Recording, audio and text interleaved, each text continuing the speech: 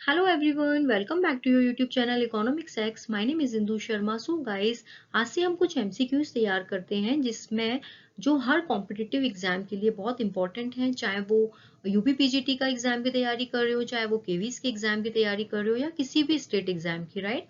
तो हम basic question से एडवांस क्वेश्चन की तरफ मूव करेंगे. आज से हम पहले बेसिक क्वेश्चंस देखते हैं.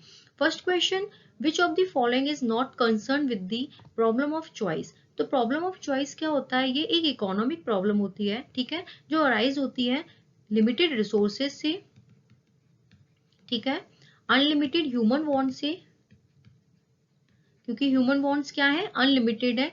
एक वांट हमारी पूरी होती है, दूसरी वांट जो है हमारी स्टार्ट हो जाती है, ठीक है. अगर हमारी गाड़ी परचेज करने की इच्छा है तो सेकंड हमारी कुछ और चीज की इच्छा हो जाएगी, डेवलप हो जाएगी. डिजायर जो होती है वो कभी एंड नहीं होती है, वो कंटिन्यू चलती रहती है, क्योंकि ये ह्यूमन टेंडेंसी है.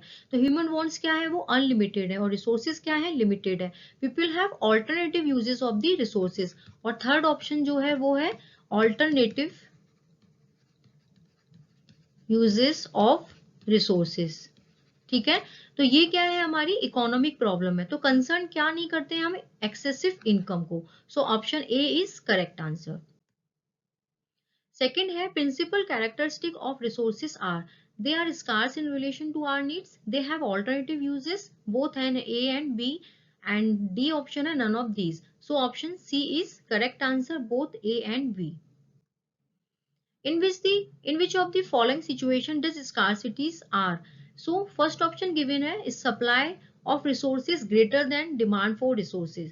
Of course guys, अगर प्रोडक्शन हमारा क्या है, ज्यादा है, यानी कि प्रोडक्शन जो है फर्म वो अच्छा खासा प्रोडक्शन कर रही है, बट उसके अकॉर्डिंग डिमांड जो है वो है ही नहीं, तो क्या यहाँ पर स्कार्सिटी होगा? ऑफ कोर्स नहीं होगा, क्योंकि प्रोडक्शन अच्छा खासा है, यानी कि सप्लाई अच्छी है बट डिमांड ही नहीं है, तो मार्केट में स्कार्सिटी कौन करेगा? स्कार्सिटी किस वजह से होती है? क्योंकि रिसोर्सेज जो है वो लिमिटेड है, ह्यूमन वांट्स अनलिमिटेड है. तो जो रिसोर्सेज लिमिटेड है तो उस चीज की डिमांड कौन करता है? कंज्यूमर करता है, हम करते हैं, तुम करते हो, ठीक है. बट डिमांड ही नहीं है, सप्लाई अच्छी खासी है, तो स्कार्सिटी अराइज नहीं होती है. सेकंड ऑप्शन गिवन है, supply of resources less than demand for resources. यहाँ पर हम बोल सकते हैं कि स्कार्सिटी अराइज होगी जहां पर डिमांड क्या है, ज्यादा है सप्लाई से. तो option B is correct answer. Economic problem arise due to the fact that, economic problem क्यों अराइज होती है? क्योंकि resources are scarce, unlimited human wants and resources have alternative uses. ये है इकोनॉमिक प्रॉब्लम 3. तो option D is correct answer. The resources for satisfying human wants are, resources किस चीज से सेटिस्फाइड होता है? लिमिटेड रिसोर्सेज से. लिमिटेड रिसोर्सेज जो है तो इस वजह से क्या है, ह्यूमन वांट सेटिस्फाइड नहीं हो पाती है. अगर अनलिमिटेड होता तो ह्यूमन वांट सेटिस्फाइड हो पाती. तो रिसोर्सेज लिमिटेड है, इसीलिए ह्यूमन वांट सेटिस्फाइड नहीं हो पाती है. स्कार्सिटी ऑफ रिसोर्सेज एग्जिस्ट, कहाँ स्कार्सिटी जो है वो एग्जिस्ट करती है? At micro level, at macro level, micro as well as macro level, and none of these. Of course at micro level, क्योंकि इकोनॉमी में अगर कोई भी प्रॉब्लम अराइज होती है तो वो ऐसा नहीं है कि क्या बोलते हैं, जो डिमांड है, सप्लाई है, वो जो एग्रीगेट डिमांड और एग्रीगेट सप्लाई है वो तो मैक्रो लेवल पे होती है, लेकिन जो नॉर्मल डिमांड एंड सप्लाई है वो किस पे होती है? माइक्रो लेवल पे हो रही है. तो स्कार्सिटी है वो कहाँ एग्जिस्ट करती है? At micro level. Normative economics deal with, normative economic क्या होता है? ये एक ओपिनियन को डिनाई करता है, एक ओपिनियन को बताता है, ठीक है. नॉर्मेटिव इकोनॉमिक जो है वो क्या है, एक ओपिनियन को बताता है. जैसे कि सपोज दैट हम बोलते हैं कि इन्फ्लेशन डेटा जो अभी आया है वो हम अनुमान लगा के बोलते हैं कि वो शुड नॉट बी इंक्रीज्ड, ठीक है. ये हमने क्या बोला, एक अपना एक ओपिनियन दिया कि ये इन्फ्लेशन डेटा जो है वो इंक्रीज नहीं होना चाहिए.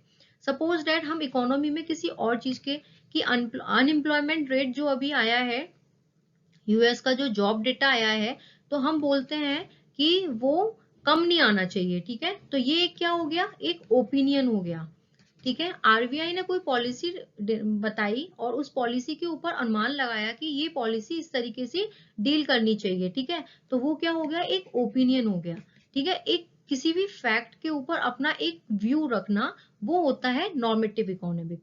और जो पॉजिटिव इकोनॉमिक होता है वो एक फैक्ट्स को बताता है। किसके फैक्ट्स को? जो पास्ट के फैक्ट हो, जो प्रेजेंट के फैक्ट्स हो, जो फ्यूचर के फैक्ट्स हो। तो जो फैक्ट्स है वो बताता है पॉजिटिव इकोनॉमिक। ठीक है, ये कहां पर कंसिडर करते हैं फैक्ट्स को? पॉजिटिव इकोनॉमिक्स में। और ओपिनियंस को कहां कंसिडर करते हैं हम? नॉर्मेटिव इकोनॉमिक्स में। ठीक है गाइस, तो ये हो गया आपका normative economics deal with opinion. So option B is correct answer. Next question, consumer is solvent under. Consumer किसके अंदर सॉल्वेंट करता है? Controlled economy, free economy, mixed economy, both B and C. Of course controlled economy में तो बिल्कुल भी नहीं करता कंज्यूमर। कहाँ कंसिडर करता है? फ्री इकोनॉमी में एंड मिक्स्ड इकोनॉमी में। So as per the question option D is correct answer. So guys ये कुछ क्वेश्चन थे जो आज हमने डिस्कस किए, और ये हर एग्जाम पॉइंट ऑफ व्यू के हिसाब से बहुत इंपॉर्टेंट है हर एग्जाम के लिए, चाहे आप किसी भी कंपटीशन की तैयारी कर रहे हो गाइस। और हम बेसिक से एडवांस लेवल की तरफ मूव करेंगे डे बाय डे, और मैं आपको अच्छे अच्छे और क्वेश्चंस प्रोवाइड करूंगी। So guys do support, do subscribe my channel, share and like more and more guys. Thank you so much.